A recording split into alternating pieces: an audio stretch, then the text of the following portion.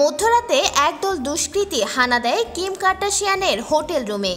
ধর্ষণ ও মৃত্যু ভয়ে গুটিয়েছিলেন আমেরিকান তারকা। সেই ভয়াবহ অভিজ্ঞতার কথা নিজেই জানিয়েছেন কিম। 2016 সালে প্যারিস ফ্যাশন উইকে যোগ দিতে গিয়েছিলেন তিনি। সেখানে হোটেল রুমে হঠাৎ ঢুকে পড়েছিল একদল দুষ্কৃতী। ঢুকেই কিমের দিকে বন্দুক তাক করেছিল তারা।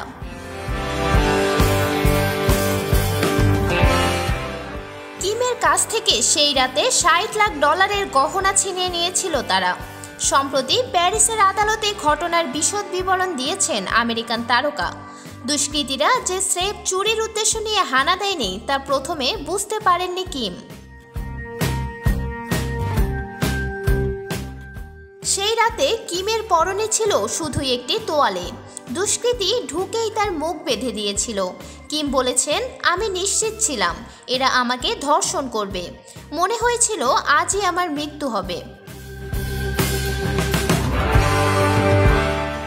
মডেলের অভিযোগ মতে একাধিক দুষ্কৃতী ছিল।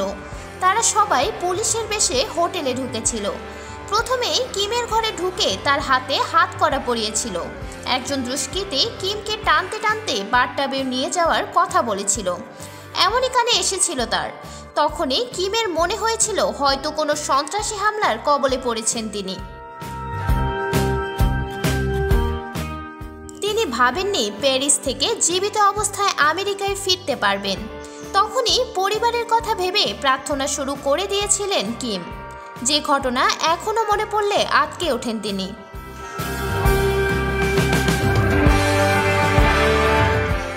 মিরাতুন জান্নাত, বিজনেস বাংলাদেশ নিউজ ডেস্ক।